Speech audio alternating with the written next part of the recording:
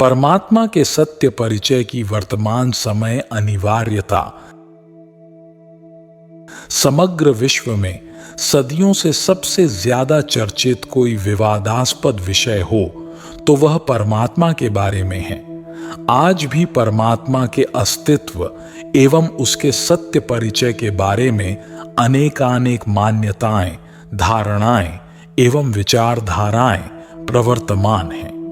आज विश्व में परमात्मा के अस्तित्व के बारे में शंका रखने वाले लोगों की भी कमी नहीं है और उनके अस्तित्व में श्रद्धा या विश्वास रखकर उसे याद करने वाले लोगों की भी कमी नहीं है। परमात्मा है या नहीं है? हैं तो कौन है, कैसे हैं, कहां हैं?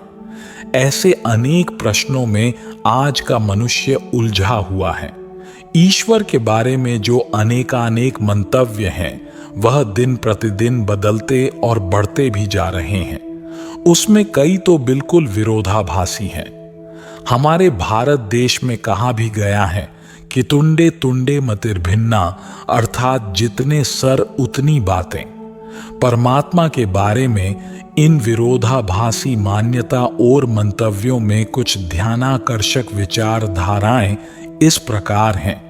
पहला है नास्तिकवाद और आस्तिकवाद। आज विश्व में ऐसे अनेक व्यक्ति हैं जो परमात्मा के अस्तित्व का ही स्वीकार नहीं करते, अर्थात उनके मत अनुसार परमात्मा या ईश्वर जैसी कोई चीज या हस्ती है ही नहीं। दूसरी ओर आज विश्व में ऐसे अनेक लोग हैं जो ईश्वर में विश्वास रखते हैं। भले ही उन्हें ईश्वर का सत्य परिचय न भी हो, परंतु वह श्रद्धा और आस्था से मानते हैं कि ईश्वर जैसी कोई हस्ती इस जगत में अवश्य है। दूसरा है एकेश्वरवाद और अनेकेश्वरवाद। कई लोग स्पष्ट रूप से मानते हैं कि इस जगत का नियंता एक ही हो सकता है, अनेक हो नहीं सकते। उसे ईश्वर कहो, अल्लाह कहो या गॉड फादर कहो, पर वह एक ही हो सकता है। लेकिन ऐसे भी अनेक लोग हैं जो मानते हैं कि ईश्वर अनेक होते हैं। तीसरा है अद्वैतवाद और द्वैतवाद। समग्र विश्व में ऐसे भी अनेक लोग हैं जो मानते हैं कि आत्मा से परमात्मा अलग नहीं है, अर्थात आत्मा ही परमात्मा है। दूसरी ओर ऐसे भी लोग हैं जो परमात्मा के स्वतंत्र अस्तित्व का स्वीकार करते हैं। जीवात्मा और परमात्मा दोनों भिन्न हैं, ऐसा मानते हैं। उसके बाद है अवतारवाद बनाम बिन अवतारवाद।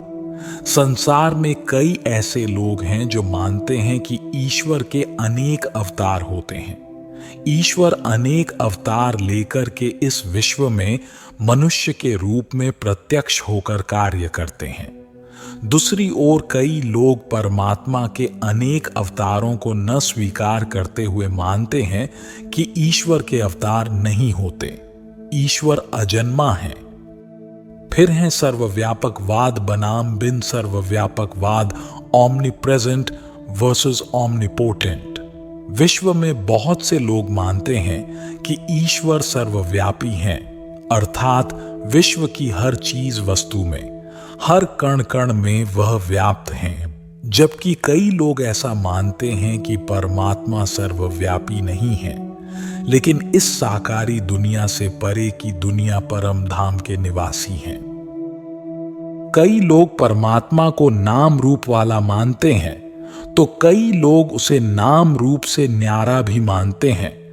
कई स्वयं को परमात्मा के सेवक मानते हैं, तो कई स्वयं को शिवोहम, अर्थात स्वयं को भगवान मानकर अपनी पूजा करवाते हैं।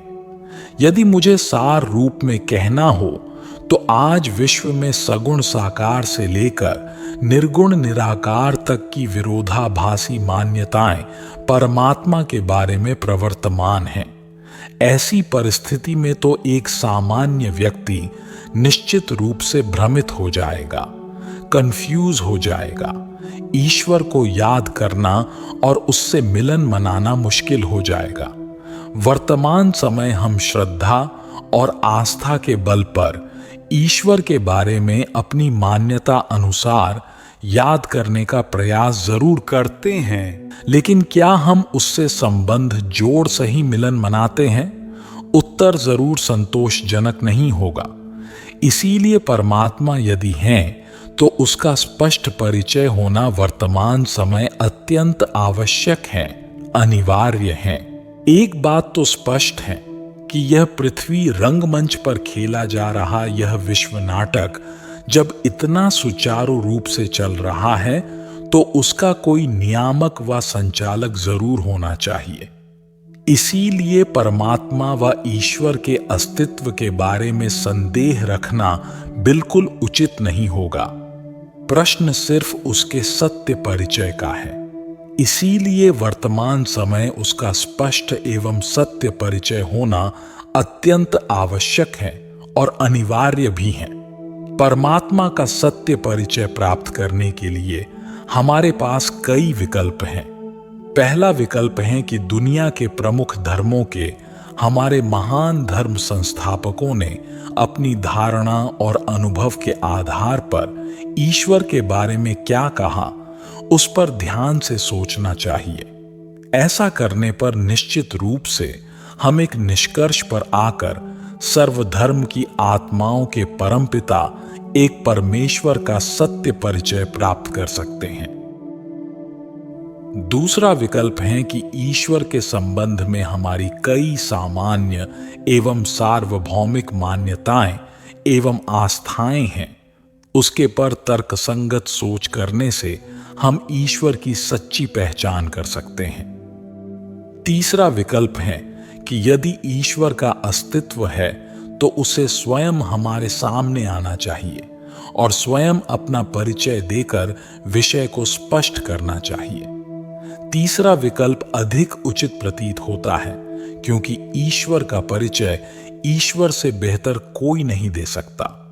वर्तमान समय यह तीनों विकल्प पर सोचना संभव भी है और आसान भी है, क्योंकि वर्तमान समय परमात्मा अपने गीता में दिए हुए वचन अनुसार धरती पर अवतरित होकर पुरुष, परमात्मा और प्रकृति के बारे में संपूर्ण ज्ञान दे रहे हैं। इस ज्ञान को समझने से हम निश्चित रूप से परमात्मा का सत्य परिचय प्राप्त कर सकते हैं।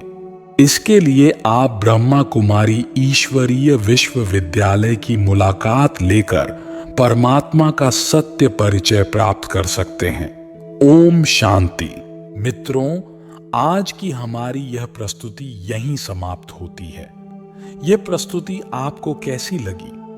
कमेंट्स में जरूर बताइएगा, और अगर आप हमारे चैनल पर नए हैं तो हमारी चैनल को सब्सक्राइब अवश्य कीजिएगा। तो मिलते हैं अगली वीडियो में। तब तक के लिए अपना ख्याल रखें।